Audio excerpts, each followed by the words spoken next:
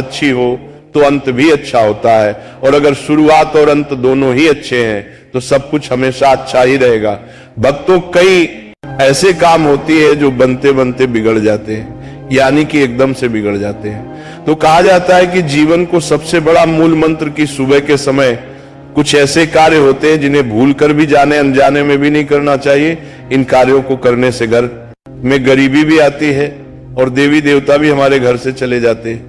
इसलिए भक्तों, शास्त्रों में साफ साफ लिखा है, कुछ ऐसे कार्य होते हैं जिन्हें सुबह के समय भूल कर जाने अनजाने में भी नहीं करना चाहिए, नहीं तो हमारे जीवन में हमेशा ही दुख तकलीफ समस्या बनी रहती है। क्योंकि भक्तों, अगर जिस व्यक्ति की सुबह की शुरुआत अच्छी होती है तो उसका हर एक काम बनता है।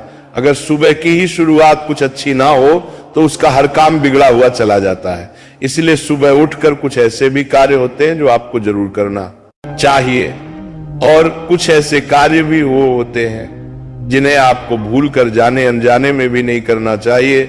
जो हमारे बुजुर्ग थे वह भी इन कार्यों को नहीं करते थे, और आज की वीडियो में भी हम आपको बताएंगे कि वो कौन से कार्य हैं जो आपको जरूर करना चाहिए और कौन से वे कार्य है जो आपको भूल कर भी नहीं करना चाहिए। भक्तों, सच्चे हृदय से वीडियो लाइक जरूर कर दीजिए और कमेंट बॉक्स में जरूर लिखें, जय सूर्यदेव, जय माता लक्ष्मी, जय हनुमान। दोस्तों, सुबह सुबह उठकर ये एक चीज जरूर खा लेनी चाहिए, इससे जीवन भर धन की कमी नहीं होती, साल भर धन ऐश्वर्य के चक्कर में भागना नहीं पड़ता।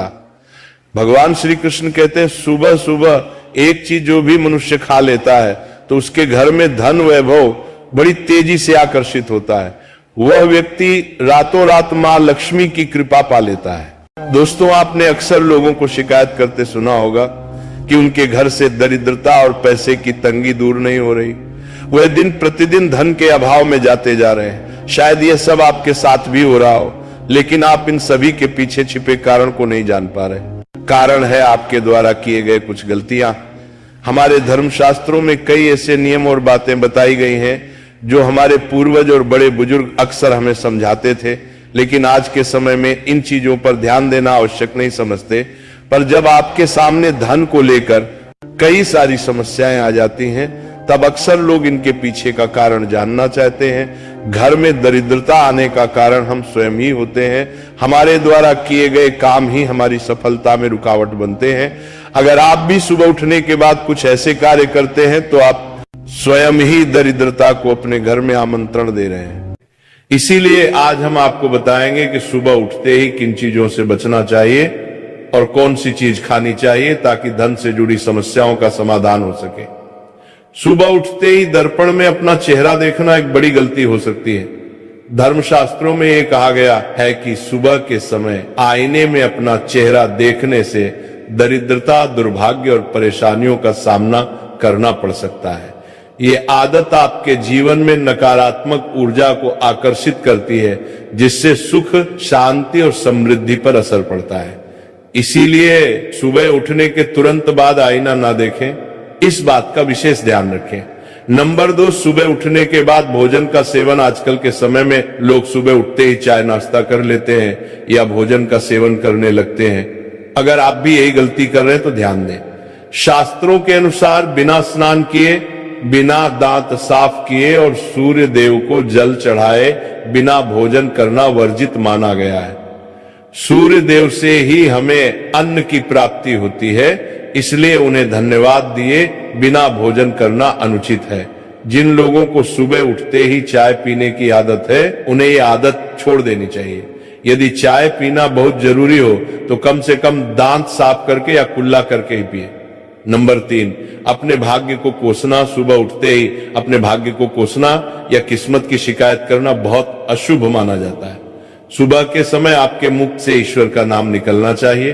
अगर आप नकारात्मक बातें करते हैं तो ये आपके जीवन में कई समस्याएं ला सकता है। सुबह उठकर ईश्वर का ध्यान करें ताकि आपका पूरा दिन शुभ और फलदायी हो।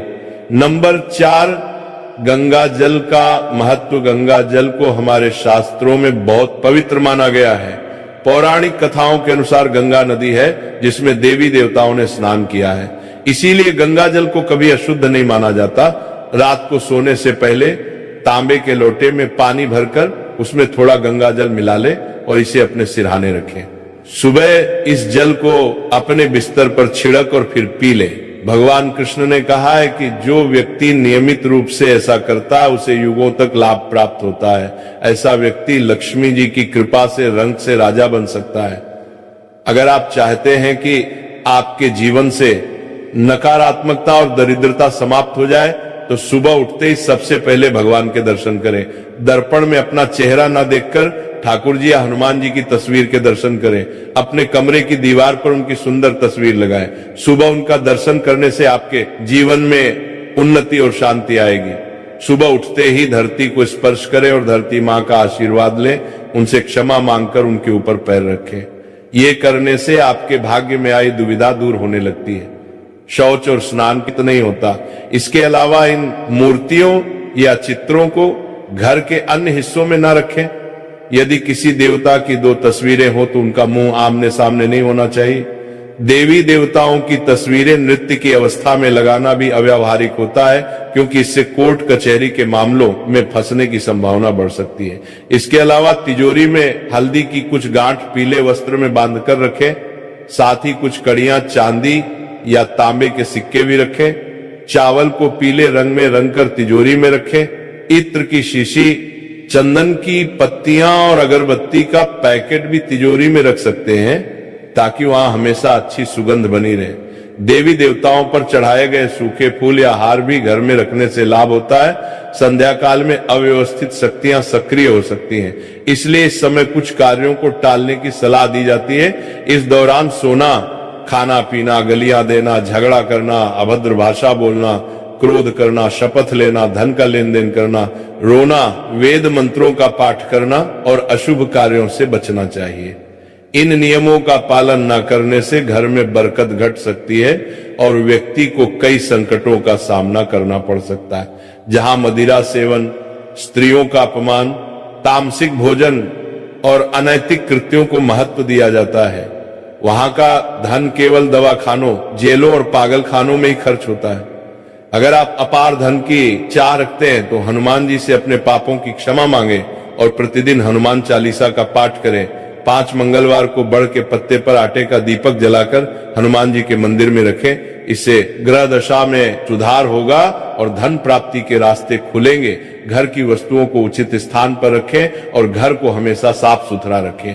हर दिन देहरी की पूजा करें। घर के बाहर डोरबेल या दरवाजे के पास स्वास्तिक बनाएं और उस पर कुमकुम व हल्दी लगाकर दीपक से आरती करें। साथ ही हर सुबह और शाम कपूर जलाएं, ताकि घर का वातावरण सुगंधित बना रहे।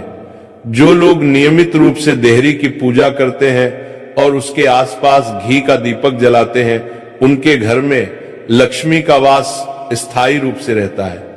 घर के बाहर शुद्ध केसर से स्वास्तिक बनाएं और उस पर पीले पुष्प व अक्षत चढ़ाएं। इससे घर में लक्ष्मी का आगमन होगा।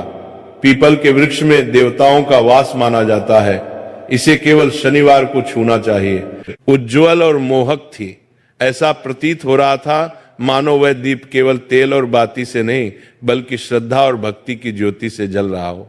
नारद जी ने जब उस दीपक को द्वार पर जलते हुए देखा तो उनके मन में इस रहस्य को जानने की जिज्ञासा जाग उठी और वह भगवान श्री कृष्ण के समक्ष हाथ जोड़कर बोले, हे द्वारकाधीश, हे योगेश्वर, ये दीपक जो संध्या के समय आपके द्वार पर प्रज्वलित हो रहा है, इसका क्या रहस्य है? ये परंपरा क्यों निभाई जाती है? और जो भक्ति संध्या के समय अपने द्वार पर दीप जलाता है उसे कौन सा पुण्य फल प्राप्त होता है? नारद जी द्वारा पूछने पर भगवान श्री कृष्ण मंद मुस्कान के साथ बोले, हे देवर्षि नारद, तुम्हारा ये प्रश्न अत्यंत उत्तम और लोक कल्याणकारी है। संध्या का दीप केवल प्रकाश नहीं है, ये अज्ञान के अंधकार को मिटाने वाली ब्रह्म ज्योति है। जो व्यक्ति श्रद्धा से संध्या दीप जलाता है वह न केवल अपने घर को आलोकित करता है, बल्कि अपने कर्मों, विचारों और आत्मा को भी प्रकाशित करता है। हे मुनिश्रेष्ठ, इस संबंध में मैं तुम्हें एक पौराणिक कथा सुनाता हूं जो इस दीपक के दिव्य रहस्य को प्रकट करती है। हे देवर्षि, बहुत समय पहले की बात है, जब अयोध्या नगरी स्वर्णमयी शोभा से आलोकित होती थी। उस पवित्र नगरी में धर्म, सत्य और मर्यादा का वास था।